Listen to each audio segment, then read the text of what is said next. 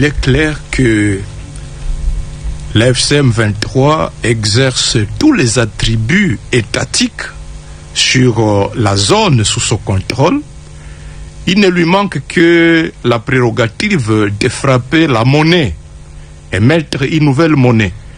Mais l'AFC a mis en place une armée, une police. Bientôt, si nos informations sont bonnes, d'ici le 15 octobre, l'ANC compte annoncer la rentrée judiciaire, c'est-à-dire lancer ouvertement le fonctionnement des cours et tribunaux dans ces zones-là. Et ils ont nommé, comme vous l'avez dit, des chefs coutumiers.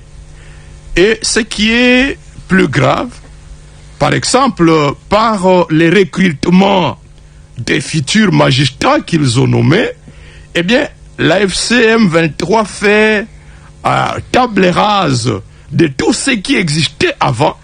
Même des magistrats ayant fait 20 ans de carrière ont été appelés à se soumettre à nouveau à un test. Donc, l'AFC M23 veut mettre de côté tout ce qui était de l'administration judiciaire antérieure pour recommencer à zéro. Donc, c'est un nouvel État qui est en train de se constituer, et nous étions en train de le dire dans des émissions antérieures, que l'AFC M23 nous mène sur les schémas du Somaliland. Depuis 1991, jusqu'à ce jour, la Somaliland, c'est un proto-État qui ne manque que la reconnaissance internationale. Et nous sommes sur cette voie-là, malheureusement. Et comme vous l'avez si bien dit à l'introduction, malheureusement, Doha nous mène sur un schéma d'entérinement de cette administration autonome, parce que les Congolais ont gardé silence jusqu'à ce jour. Et le gouvernement, l'administration de M. Félix, garde un silence, ne dit rien au peuple congolais. Proposer de travailler ensemble, de rapprocher nos peuples, nos communautés, pour le développement et le bien-être de celles-ci. À aucun moment, je n'ai affiché une attitude belliqueuse, quelle qu'elle soit, à l'égard du Rwanda ou de l'Ouganda ou d'un autre de nos 9 voisins. Aujourd'hui, nous vivons cette situation et nous sommes les deux seuls capables d'arrêter cette escalade. Je le dis en prenant à témoin le président Joao Lourenço, notre président actuellement de l'Union africaine, dont je rends d'ailleurs l'hommage, un hommage particulier pour son implication dans cette crise, et qui, comme vous le savez, était à quelques encablures de la régler définitivement. Mais malheureusement, sans aucune raison, en tout cas je n'en ai jamais entendu jusqu'à ce jour, vous avez boycotté cette cérémonie alors que nous étions à 98% déjà de recouvrer une paix durable. Mais il n'est pas trop tard pour bien faire. Et c'est pour ça que je prends à témoin ce forum et à travers lui le monde entier pour vous tendre la main, Monsieur le Président, à ce que nous fassions la paix des braves. Et cela demande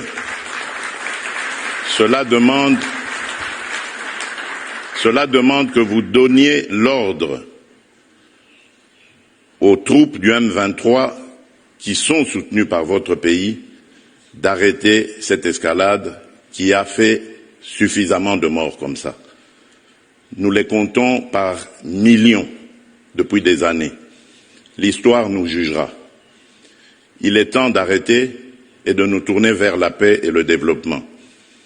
Je remercie le président Cyril Ramaphosa qui est venu à nos côtés, qui n'a pas hésité à envoyer ses troupes, dont d'ailleurs certains éléments sont tombés sur le champ d'honneur dans notre pays, au front, ce qui nous oblige à rester définitivement reconnaissants envers la République d'Afrique du Sud et des autres républiques sœurs de Tanzanie et de Malawi qui avaient aussi contribué à des troupes. Mais je crois que l'Afrique aujourd'hui a besoin de passer à autre chose, Monsieur le Président Paul Kagame, et nous en sommes capables. Prenons simplement le courage de nous regarder en face, de dire ce qui ne va pas et de prendre les décisions les bonnes pour nos populations. Et donc, le plaidoyer que j'avais prévu pour appeler à des sanctions, je préfère le suspendre pour le moment, en attendant évidemment d'avoir la réponse du président Kagame, parce que j'ai vu ici dans la salle également l'émissaire du président Donald Trump, dont je salue l'implication dans la crise qui frappe mon pays, et à travers lui également nos amis et frères du... Bon, écoutez, nous avons dans le cadre de ces négociations des lignes rouges qui sont connues. Dans les cadres des discussions avec notamment le Rwanda, nous avons un accord. Dans les cadres des discussions avec les supplétifs, nous avons une déclaration de principe. En réalité, ces déclarations de principe, cet accord et les différentes réunions qui se tiennent dans les cas de mécanismes prévus disent tout.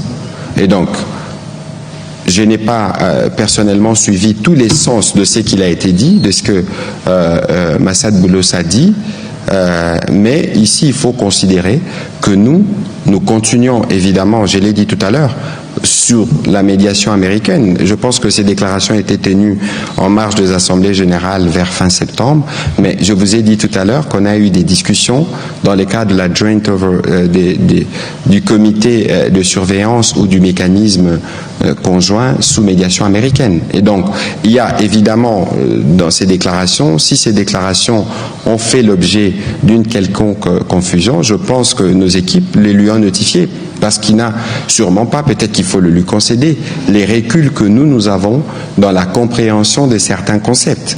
Parce que nous avons, par exemple, ici, lorsqu'on parle d'intégration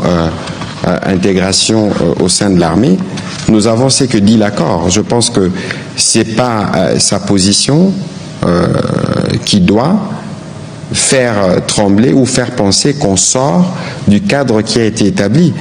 Au sujet de l'intégration conditionnelle dans les forces de sécurité, il est dit, je le rappelle, toute réintégration éventuelle des combattants dans les forces armées de la RDC et de la police s'effectue de manière rigoureuse, individualisée et conditionnelle, au cas par cas, sur base des critères clairs, y comprenant l'aptitude physique et morale, en particulier le respect et l'absence de violations graves du droit international humanitaire et la loyauté envers l'État et ses institutions.